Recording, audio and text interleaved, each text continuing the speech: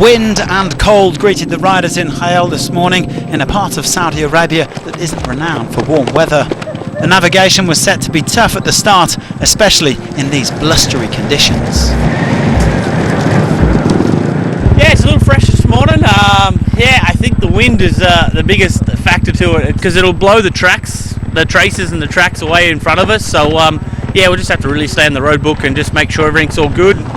Adrian van Beveren deliberately stopped for a few minutes yesterday to get a better starting position, but no dice. He would be third off the line today.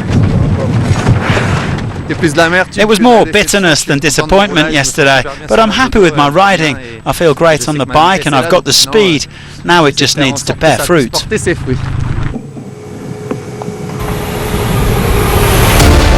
After a shorter day yesterday, we are back to a special of over 400 kilometres between Hayel and Alula, where the rally began on January the 5th.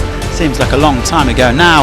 Over half of the day's action will be on the sand, but there are also dirt tracks and stony sections to contend with.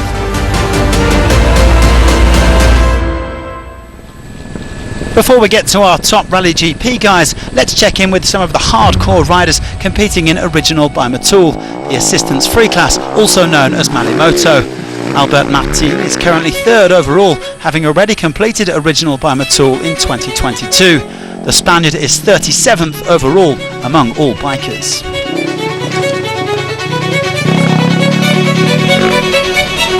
Jérôme Martini is currently second in the class. The Belgian has already completed the last two Dakars, but decided to spice things up this year by entering Original by Motul. A professional firefighter back home, Jérôme has so far avoided getting burned on this edition because he knows how to measure risk. He's in 27th overall.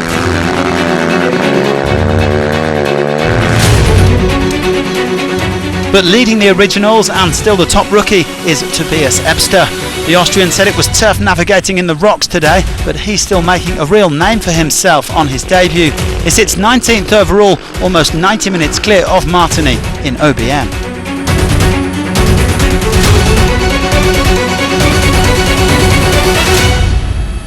They told me that it was going to be tough, but right now it seems to be that this is the toughest that they have made since a long time, from the special stage on and also from the terrain on. So yeah, it's tough, but I'm enjoying it a lot. Here's a man with previous in Original by Motul, Milan Engel, runner-up in 2022. He is now back with the Orion MRG team and currently sits 23rd overall. Milan is a Dakar legend, now in his 10th edition, and he's always keen to help out fellow Czech riders who are discovering the Dakar, especially his rookie teammates Prokes, Tabin and Derdai. His team leader Martin Mitchek is fighting for another top 10 finish after 2021. The Czech hasn't had the best of luck at this rally. His hand is still painful following a crash, and last night he had a bit of fever. That made for a tough day in the saddle today, and he finished 18th, but he remains in 10th overall.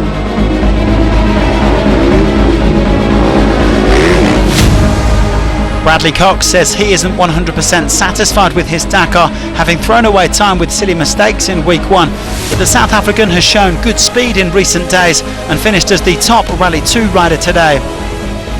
He is now fourth in that class and just wants to do as well as possible in the remaining days of the rally and claw back as much time as possible. Cox running 14th overall.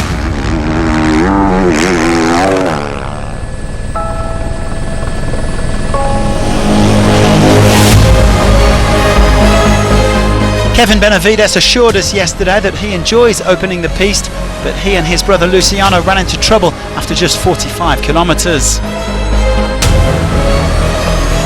They would drop around 6 minutes due to this navigation error, and that allowed Adrian van Beveren to take over at the front. You sense that this Dakar may just be getting away from the Benavides brothers, the reigning Dakar and world champion.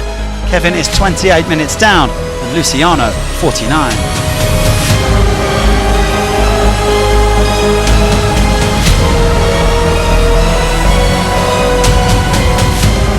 This man, on the other hand, is in the thick of the title race. Ross Branch said that he just couldn't get going today. He couldn't find a flow, and some stupid navigation mistakes cost him precious time. He finished 7 minutes down in 5th place, but remains 2nd overall. He's in a decent position to attack tomorrow.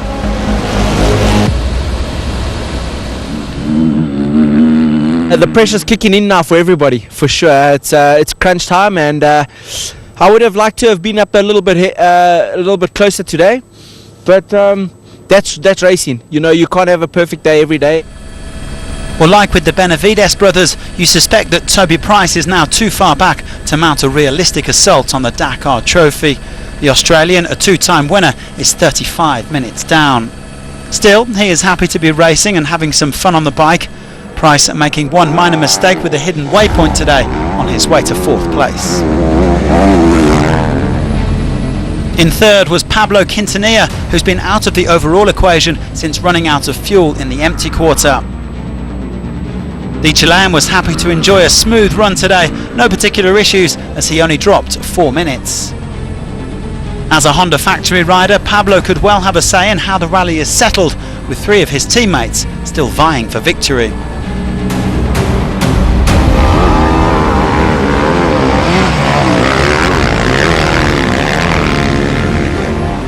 The current frontrunner is Ricky Brabeck, who decided to make a big push today despite some tricky dunes and losing his rear brakes before refuelling. The American was hoping to increase his overall lead and succeeded. It's gone from 42 seconds to over 7 minutes. Ricky reckons that with another good day tomorrow he could well be out of sight, but this year's battle is rather more intense than when he won in 2020.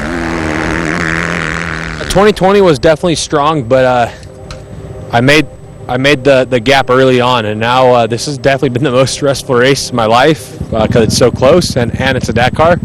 But yeah, anyways, with a few more days to go, let's keep the hopes up and let's keep charging. As well as Branch, Brabeck will be keeping a close eye on his teammate Van Beveren, who put in a stellar performance today. After zooming past Kevin and Luciano early, the Frenchman opened for almost 400 kilometres, but he still managed to win the stage, partly thanks to 5 minutes and 36 seconds of bonus time. Chapeau though, what an effort this was from VB8. He's now up to 3rd overall, 11.5 minutes behind Brabeck. Today was a good day. I'm really happy with myself for opening for over 400k. It was super long, and at the end the navigation felt never ending with the invisible tracks. I'm really happy. Je suis content. A Honda 1-2-3 on the day.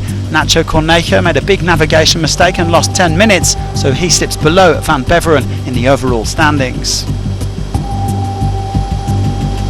It's hard to imagine anybody currently outside the top 4 winning this Dakar, but you never know. Brabeck is obviously the man to beat with 7 minutes and 9 seconds in hand. Well, now we're going to shine the spotlight on Jane Daniels.